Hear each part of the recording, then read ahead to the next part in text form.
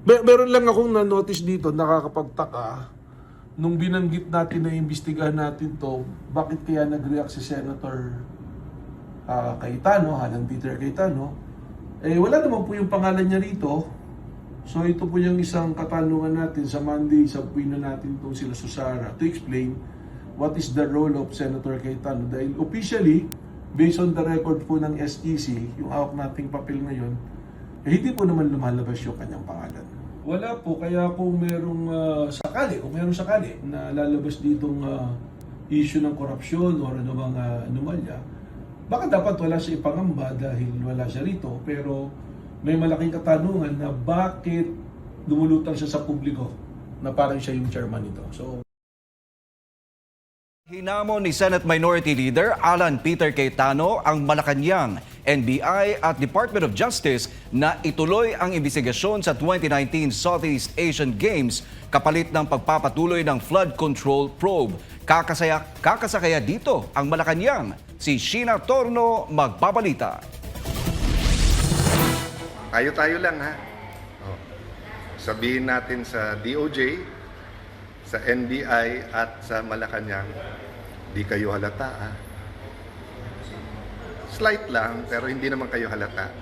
Ito ang naging hirit ni Senate Minority Leader Alan Peter Cayetano sa Malacanang, NBI at Department of Justice sa kanyang Facebook Live nitong Huwebes. Hinamon niya ang mga ito na ituloy ang investigasyon sa 2019 SEA Games kung saan naging overall champion ang Pilipinas. Ayon sa senador, buong suportang ibibigay niya sa naturang investigasyon. Ngunit kasabay nito, sinabi niyang dapat ding magsagawa ang Senate Blue Ribbon Committee ng pagdinig sumunod maanumalyang flood control projects na pangungunahan ng minority senators.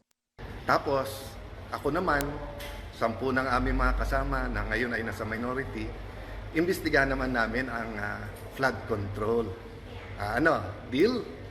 So, madali lang yan, Malacanang, kasi sumusunod naman sa inyo sila Senator Erwin, sila Senator Lacson, yung mga nasa Blue Ribbon. Kalabitin nyo na. Total, 30 weeks. Matagal po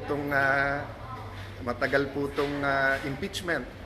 Iginit pa ni Cayetano na walang dapat katakutan sa anumang investigasyon basta't ito ay patas, walang kinikilingan at hindi ginagamit laban sa sinuman. Anya walang sinuman ang dapat maging exempted sa pananagutan kung may sapat na batayan para imbestigahan. Kasabay nito, pinuna rin ng senador ang anyay tila magkakasabay na hakbang ng NBI, DOJ at Malacanang na iugnay siya sa mga umano'y irregularidad sa 2019 SEA Games. Binatikos ninyang umano'y cover-up matapos agad umanong linisin ang pangalan ni Public Works Secretary Vince Dizon habang siya naman ay patuloy na iniimbestigahan. Tapos ang Malacanang, naimbestigahan na daw yung sekretary nila pero ako daw hindi pa. Okay lang, imbestigahan natin lahat. Pero hindi naman siguro bad words ang flood control. Ang bad words ay cover-up. So, tamang-tama, magsosona na ulit. Bigyan natin ng pwedeng pag-usapan ang mahal natin Pangulo na tunay na mga pangyayari. Si Dizon ang dating presidente at CEO ng Bases Conversion and Development Authority o BCDA na namahala sa proyekto ng pagtatayo ng New Clark City para sa 2019 SEA Games. Matatandang inanunsyo ni NBI Director Melvin Matibag na magsasagawa ang ahensya ng investigasyon sa umano'y irregularidad sa pagsasagawa ng 2019 SEA Games. Noong panahong iyon, si Cayetano ang chairman ng Philippine SEA Games Organizing Committee na siyang nangasiwa sa naturang palaro. Para sa Diyos at sa Pilipinas kung mahal, ito si Sheena Torno, SMNI News. Nakatakdang maglabas ng sabina ang National Bureau of Investigation ngayong Lunes para sa mga opisyal ng FISGOC. Layon itong siyasatin ang mga nakitang detalye sa hawak nilang financial statements ng organisasyon para sa 2019 Southeast Asian Games. Si Kai Villan sa report. Formal nang magpapalabas ng sabina ang National Bureau of Investigation sa darating na Lunes para sa mga opisyal ng Philippine Southeast Asian Games Organizing Committee o FISGO kaugnay ng investigasyon sa mga umano'y irregularidad sa 2019 SEA Games. Ayon kay NBI Director Melvin Matibag, hawak na nila ang mga opisyal na dokumento ng organisasyon mula noong naitatag ito hanggang sa kasalukuyan.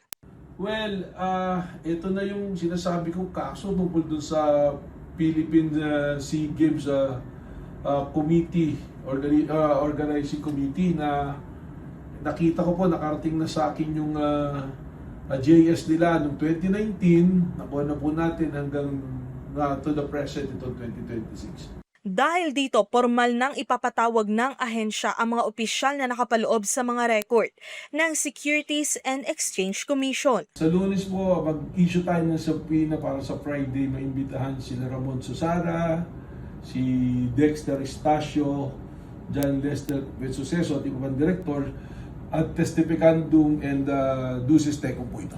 Dagdag pa ni Matibag nananatili ang mga parehong pangalan sa pamunuan ng FISGOC base sa kanilang pagsusuri sa mga pinakabagong dokumento. Ipinagtaka naman ito ang naging depensa ni Senator Alan Peter Cayetano nang ihayag ng ahensya ang investigasyon, lalo't wala naman umano ang pangalan ng senador sa mga opisyal na papel ng SEC.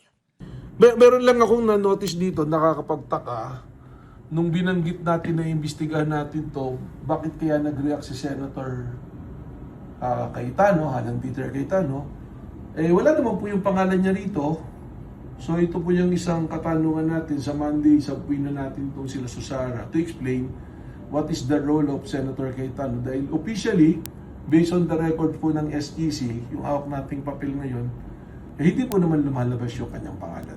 Wala po, kaya kung merong sakali na lalabas ditong issue ng korupsyon o ano bang anomalya, baka dapat wala siya ipangamba dahil wala siya rito. Pero may malaking katanungan na bakit lumulutang siya sa publiko na parang siya yung chairman nito. So, Ibinunyag din ng direktor na hawak na nila ang mga audited financial statements ng FISGOC na isa sa ilalim sa masusing pagsisiyasat.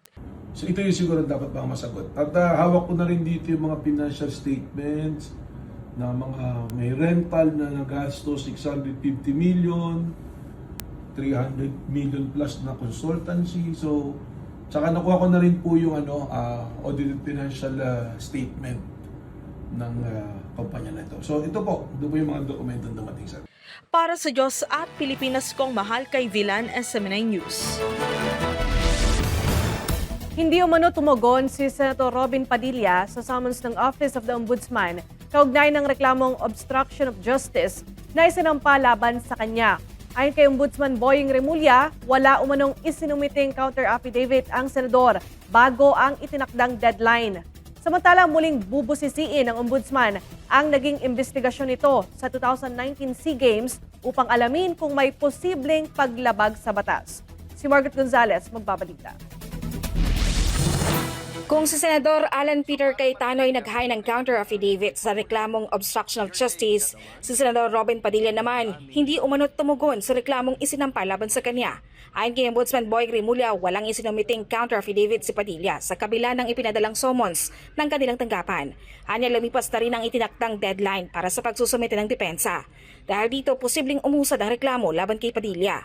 Matatanda ang isinampa ng mga miyembro ng isang civil society group ang reklamong obstruction of justice kaugnay ng umano'y pagtulong sa pagtakas ni Senador Bato de la Rosa. One person has chosen to ignore the Ombudsman's order, that's Senator Robin Padilla. Maybe he will just adopt the arguments of of the persons who are charged with him. That's the best he can do. Well, he has not filed anything. He has not responded. He has not said anything about the cases that the summons given to him. And the deadline has passed for the three of them. Deadline has passed. I don't know. He chooses to ignore the ombudsman. Then, so be it. Samantala, humingi naman ng extension si dating Senate Sergeant at Arms Mau Aplasca para sa paghain ng kanyang counter affidavit. Pinagbigyan siya ng ombudsman at binigyan hanggang July 23 upang makapagsumite ng kanyang depensa. Samantala, muling sisilipin ng Office of the Ombudsman ang naging investigasyon nito sa umano'y mga irregularidad sa 2019 SEA Games. Kamakailan lamang ikinumpirma ng tanggapan na ibinasura na ang reklamo laban kay Public Works Secretary Vince Dizon. Just this morning, I asked my staff to get the whole file from 2021 to see and to look at the possible violations of law. We're opening it up again. Bubuksan namin yan. Sa tanong kung ipapatawag si Senator Alan Peter Cayetano na nagsilbi namang chairman ng Philippine Southeast Asian Games Organizing Committee, sinabi ni Remulla na pag-aaralan pa ito ng tanggapan. There's a time for everything. Basta pag-aaralan muna namin yung ginawa ng office dati noong 2021 kasi walang double jeopardy yan. Wala naman na charge nun eh.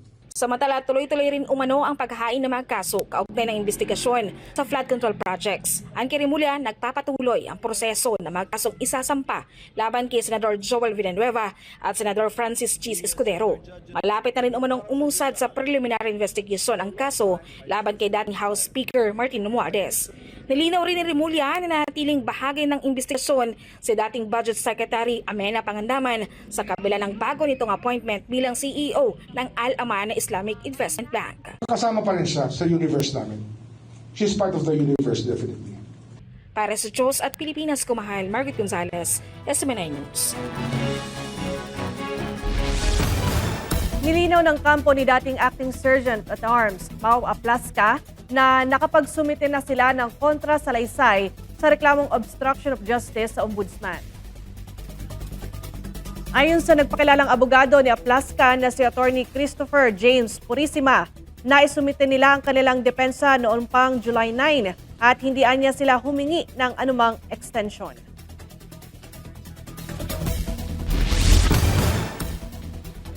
Nababahala naman si dating presidential spokesperson Attorney Harry Roque sa anyay pagiging kampante ng House Prosecution Panel matapos itong iurong ang ilan sa mga testigo sa kabila umano ng hindi pa napapatunayang authenticity ng video evidence na inihain para sa Article 4 ng impeachment complaint laban kay Vice President Sara Duterte. Si Daniela Paulite magbabalita. Para bagang kampante sila na kahit anong kakulangan nila, mananaig ang mga prosecutors at makukonvict itong si Inday Sara Duterte. Ayon kay dating presidential spokesperson Attorney Harry Roque, katakataka umano ang desisyon ng House Prosecution Panel na huwag nang iharap ang ilan sa kanilang mga testigo. Gayong hindi pa anya napatutunayan ang pagiging authentic ng video na iniharap bilang ebidensya sa impeachment court. Wala pa silang napapatunayan kung hindi nag-imbestiga ang NBI. Ni hindi pa nila napapatunayan na yung video na kanilang isinave sa isang flash disk is a true and accurate depiction kung ano nga nangyari doon sa press briefing na yon, no? Ibig sabihin, hindi pa siya na-authenticate. Hindi pa siya po pwedeng gamitin bilang ebidensya dahil wala pa authentication sang-ayon sa electronic evidence rule natin dyan sa Pilipinas. Matatanda ang inanunsyo ng House Prosecution Panel na si NBI Director Melvin Matibag na lamang ang huling testigo para sa Article 4 na tumatalakay sa umunoy grave threats laban kay Pangulong Ferdinand Marcos Jr., First Lady Liza Marcos at dating House Speaker Martin Romualdez. Kabilang sa mga hindi na ipepresentang testigo sina Office of the Vice President Chief of Staff Attorney Zulaika Lopez at ilang mamamahayag na dumalo sa press briefing ni Vice President Sara Duterte. Ayon kay Roque, ang mga testigong ito sana ang maaring magpatunay sa authenticity ng naturang video. Ang authentication magagawa lamang kung sino yung nag-record o kung sino yung kasapi doon sa press briefing na yon. So kapag hindi sila nagpresenta ng ganyang ebidensya, wala sila authentication, hindi po pwedeng matanggap yung video. Samantala, sinabi rin ni Roque na isa umunong fishing expedition ang kahilingan ng prosecution na ipasabi na ang bank, AMLAC at tax records ni VP Sara. Anya, dapat munang makapaglatag ang prosekusyon ng sapat na ebidensya bago humiling ng mga naturang dokumento. Itong mga bank records at kung ano-anong records pa na kanilang sinusupina, talagang walang pinapatunayan dahil in the first place, wala naman silang ebidensya na sinabi na basihan sa kanilang konklusyon na may naganap na pangungurakot si VP Sara. No? Sa Lunes, sinasahang ilalabas ng impeachment court ang desisyon nito sa mosyon ng House Prosecution na ipasabi na ang bank, tax at AMLAC records ni VP Sara. Para sa Diyos at sa Pilipinas, kumahal, Daniela Paulite, SMNI News.